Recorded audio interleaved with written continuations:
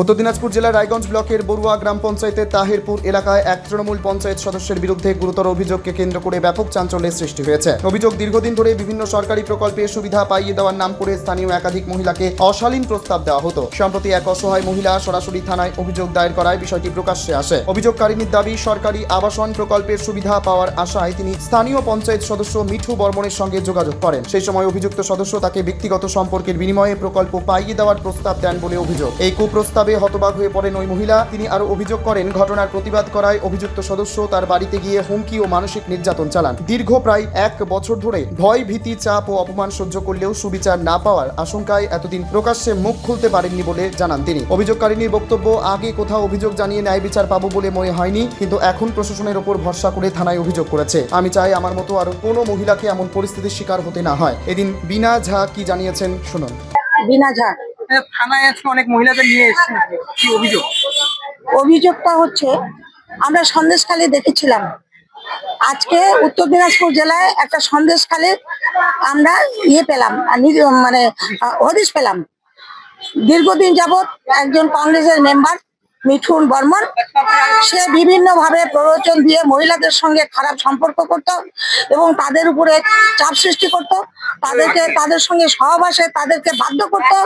তাদের ছেলেরা পরিযায়ী শ্রমিক বিদেশে থাকতো এবং মানে রাত 2টা নাই, 1টা নাই, 12টা নাই, বিভিন্নভাবে বিভিন্ন মহিলার ঘরে ঢুকতো এবং ছেলেরা ভোট দিতে এসে এবার মানে হাতে নাতে ধরে ফেলে।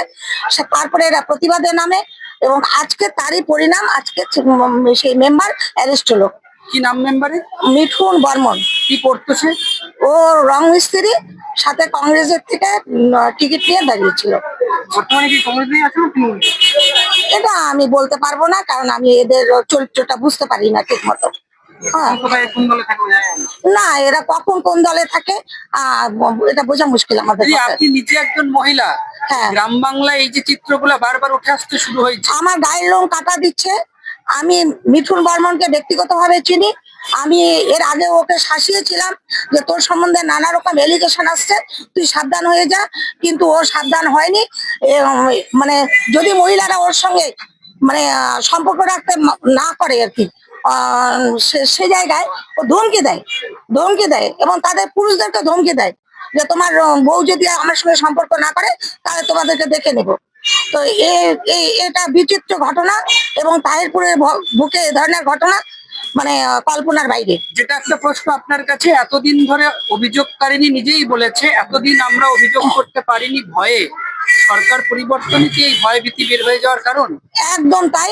সরকার পরিবর্তন হওয়ার পরে আজকে গ্রামের মেয়েরা মুখ খুলতে বাধ্য হয়েছে এবং আইনের আশ্রয় আজকে নিতে বাধ্য হয়েছে। আপনি কি চাইছেন? আমি দোষীর সাজা চাইছি, আর যেন সন্দেশখালী তৈরি না হয়। এ বিষয়ে অভিযোগকারী নারী কি জানিয়েছেন শোনাবো।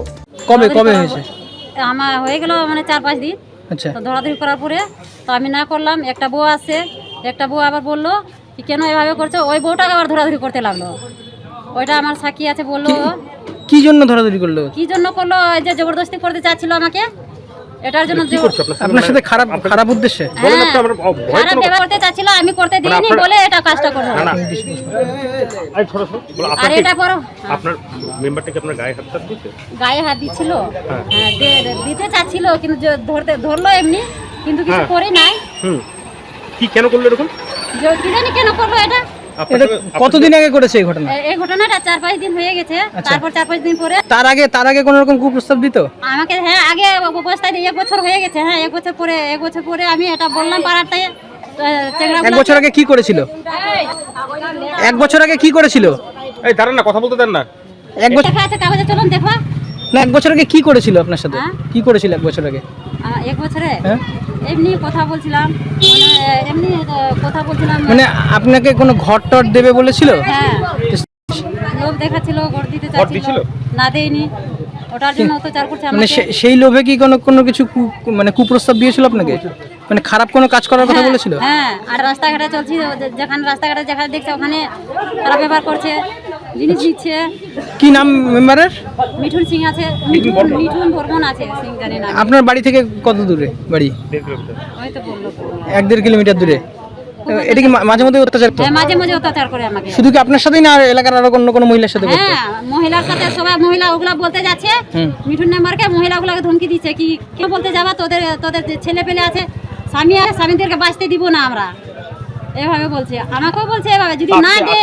আজকে কি কমপ্লেন করলেন? হ্যাঁ থানায় অভিযোগ করলেন আজকে? হ্যাঁ আজকে করলাম। কি চাচ্ছেন? কালকে এভাবে আমাদের বাড়িতে আমাদের পাড়াতে অত্যাচার করলো, আজকে আমরা কমপ্লেন জানালাম। কি চাচ্ছেন? কি চাচ্ছি এটা আমি ফয়সালা করতে চাচ্ছি, কেস চাচ্ছি আমি। মানে সাজা হোক? হ্যাঁ সাজা হোক ওর, যেন এইভাবে কোনো বউকে যেন না করে যেভাবে আমার সাথে করছে ঠিক আছে। যেন। পাশাপাশি অভিযোগকারীর ভাগ্নে কি জানিয়েছেন শুনে নেওয়া যাক। কি হয়েছে ঘটনাটা, কেন থানায় এসছো? কোন দিকে যাচ্ছে? থানায় আসছি মানে মেম্বারটা আমাকেও মারার হুমকি দিছে, মানে এটা অনেকদিন আগে হয়েছিল ঝামেলাটা। তো পাড়ার লোকজন বলছে এবার যদি কিছু বলে তো আমি তোর সাথে আছি। কেন তোমাকে মারার হুমকি দিল কেন? মারার হুমকি দিল বলে মানে আমি আমার মামির বাড়িতে গেছি, দিদার বাড়িতে। আচ্ছা, তা আমি গেছি কিনা তা ও কেন আমাকে আটকাবে? তোমার দিদার কে নাম কি? না আপনার দিদার নাম কি? না আমার মামি হবে, মামির নাম কি? তেত্রি দেবী। মানে ও এটার প্রতিবাদ করছেন বলে না আপনাকে মারার হুমকি দিছে? হ্যাঁ হ্যাঁ, মানে কিসের প্রতিবাদ করেছিলেন আপনি? প্রতিবাদ না, আমি শুধু ওর বাড়িতে গেছে। কি কারণে আমাকে মারার হুমকি দিল ফোন করে? বলছে তোকে, আমাকে বলছে তুই ওর বাড়িতে গেলে তোকে কাটে ফাঁক করে দেবো। মানে আপনার নিজের মামির বাড়িতে হ্যাঁ গেছিলেন? হ্যাঁ, তা আমি নিজের মামির বাড়িতে যাবো কবে না? দিছে হুমকিটা? ওইটা অনেক দিন হয়ে গেছে অবশ্যই, মানে সবাই তো বলছে এতদিন কেন অভিযোগ জানাননি কেন? না, পাড়ার লোকজন বলছে কি তুই সবার সাথে আমরা আছি তোর সাথে, এবার যদি কিছু বলে তা তোর সাথে আমরা আছি। তা আজকে কেন থানায় এলেন? আজকে ঘটনা হয়েছে আর অন্য ঘটনা হয়েছে। আচ্ছা, ওরা সবাই জানে পাড়ার লোকজন, তো সবাই তো বলতেছে কি না। এমনি কেমন প্রকৃতির মেম্বারটা, কেমন প্রকৃতির এলাকা? প্রকৃতি মানে ও হচ্ছে মানে মেয়ের সাথে মানে মহিলাদের সাথে খারাপ আচরণ করে, ব্যবহার খারাপ। অবশ্যই হয়তো ভিডিও ছিল, সোশ্যাল মিডিয়ায় ভিডিও ছাড়া হয়েছিল। কি চাচ্ছেন আপনারা? এখন সবাই পাড়ার, আমি একা তো বললে হবে না, পাড়ার লোকজনের কাছে শুনলে শুনুক কি করে ওরা। মানে কি চাচ্ছেন আপনার? শাস্তি হোক? হ্যাঁ শাস্তি হোক, শাস্তি হোক, যাতে কেউ অন্য কেউ আর এই লাইনে আসতে পারে। ঘটনাকে কেন্দ্র করে এলাকায় তীব্র ক্ষোভের সৃষ্টি হয়েছে। স্থানীয়দের একাংশের দাবি, জনপ্রতিনিধির পদ থেকে যদি কোনো ব্যক্তি সরকারি সুযোগ সুবিধার প্রলোভন দেখিয়ে অসহায় মহিলাদের শোষণের চেষ্টা করেন তবে তা নারী নিরাপত্তা ও গণতান্ত্রিক মূল্যবোধের পরিপন্থী। নারী সুরক্ষা ও সুশাসনের স্বার্থে ঘটনার দ্রুত ও নিরপেক্ষ তদন্তের দাবি উঠেছে অভিযোগকারিণী ও স্থানীয় বাসিন্দাদের আশা, প্রশাসন বিষয়টি গুরুত্ব বুঝিয়ে যথাযথ পদক্ষেপ নেবে। উত্তর দিনাজপুরের রায়গঞ্জ থেকে নিজস্ব প্রতিনিধি রিপোর্ট, টাইমস 14 বাংলা।